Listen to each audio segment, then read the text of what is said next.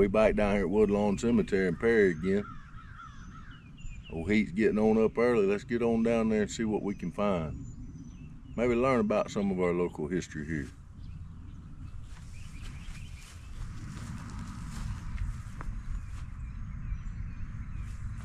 It's Leonard Pete Gibson, better known by his peers as Pete Gibson. Senator Pete Gibson was born in Decatur County, Georgia in 1922. Passed away in Taylor County, Florida at the age of 49 in 1971. He spent the early part of his life mainly in Tallahassee and was educated in Tallahassee.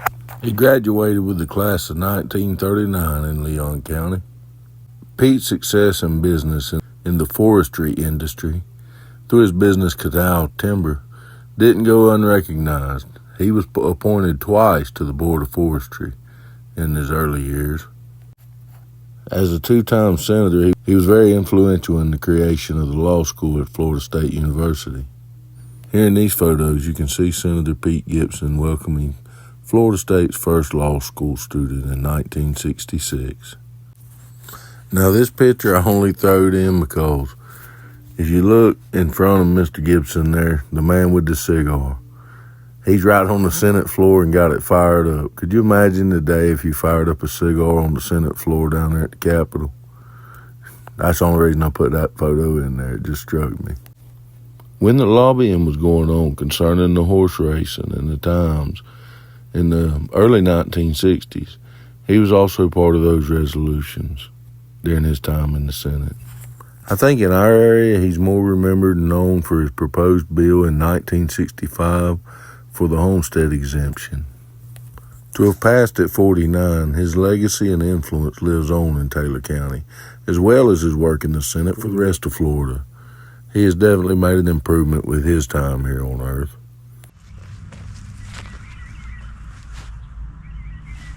Jack Mulkey.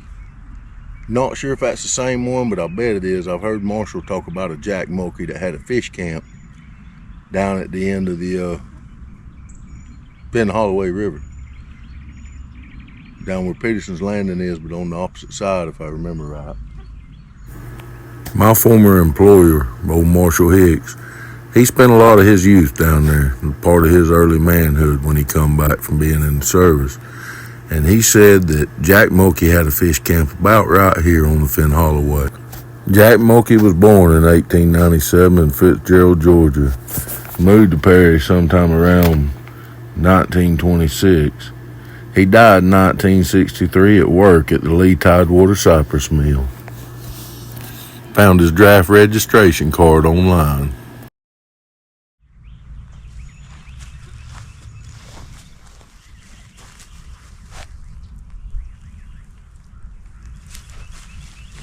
Now that headstone, if I'm not mistaken, and it even says it, matter of fact, now I see it, Spanish-American war soldier, Arthur B. Ward. Born in 1878, Suwannee County, Florida. Died at age 64 in 1942 in DeKalb County, Georgia. Mr. Ward did serve in the Spanish-American War and World War I. For those of you not familiar with the Spanish-American War, it took place in 1898. America fought Spain, brought an end to almost 4 centuries of Spanish presence in the Americas. It's kind of neat to think that he fought in this war and America's part of independence from Spain, especially considering he was only 20 years old at the time. Then, 16 years later, at the age of 36, he'd be called up to go into World War I, a global conflict. World War I took place between 1914 and 1918, and it was just what it implies. Everybody showed up. Most of the fighting was mainly in Europe, the Middle East, and Africa, and the Asia Pacific. World War I was one of the deadliest conflicts in history. Over 40 million casualties, estimated 10 million military dead, more than 20 million wounded, and over 10 million civilians dead from genocide. Between the Spanish-American War and World War I, there's no telling what Mr. Arthur Ward here has witnessed in his life. Now, you can kind of ponder on what his state of mind might have been right there around the time of his death at 64. In 1942, we'd have been almost 3 years into World War II. Think about that for a man that done served in the Spanish-American War and World War I.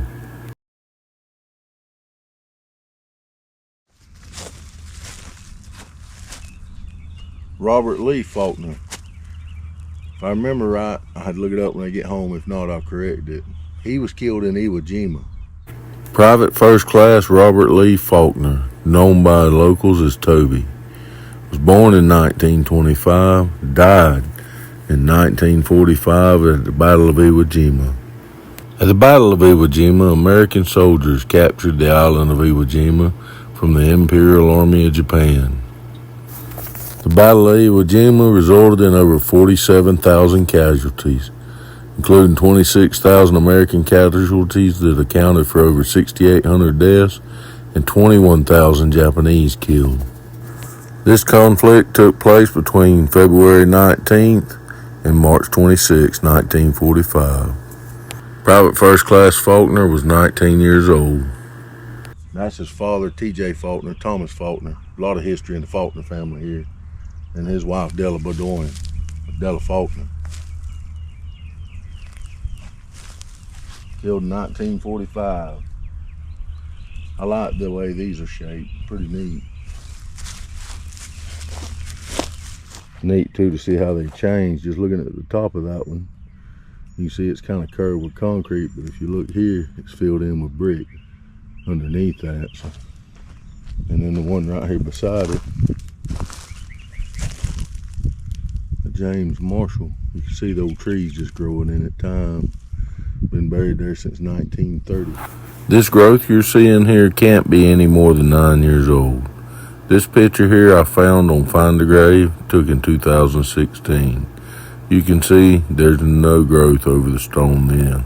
And this Lipscomb, Edna Lipscomb since 1923.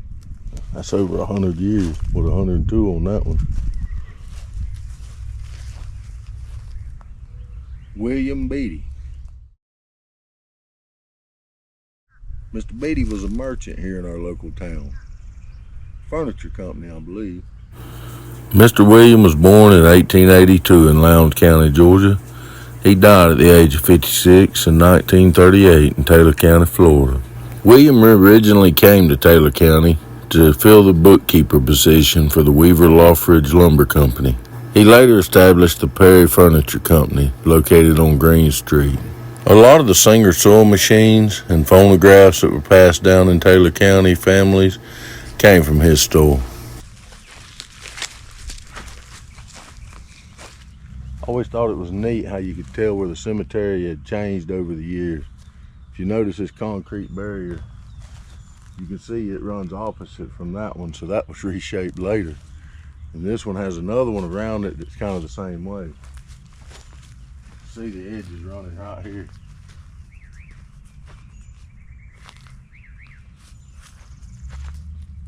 Now there's many graves in this cemetery that are centered like this. So at one time they were working off of a different center line. For some reason when they got over here, it shifted. I'll give you a little pan around right here. And you'll see the little concrete pieces in the ground. Maybe it ain't shaking too much. See what I'm talking about? They line the plot. And you can see how the newer ones are not squared with it.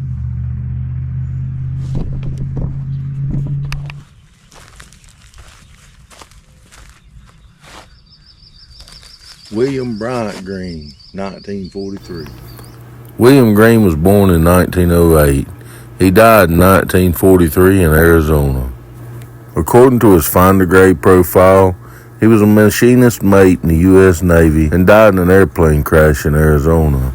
He was aboard a bomber much like the one pictured here when he crashed and lost his life. He was 34 years old at the time of his death. Right next to him is his brother, Lester Green. Now, Lester Green worked for the LOP&G when he came back to Perry. Mr. Lester Broward Green was born in 1910 and died in 1947 at the age of 36 years old. After serving his country for 9 years, He came back to Taylor County in 1946 and accepted a job with the Live Oak, Perry, and Gulf Railroad, also known as the LOP&G by the locals. According to information on his find the grave, the motor car jumped the track, and a heavy toolbox that was in the cart with the men turned over and crushed his chest. Lester passed in an ambulance shortly after leaving Perry, headed to a hospital in Thomasville, Georgia. Oddly enough, Lester Green was killed exactly 4 years to the day after his brother William Bryant Green. His brother William died February 1st, 1943 in a plane crash, and Lester died February 1st, 1947 in a train accident on the LOP&G.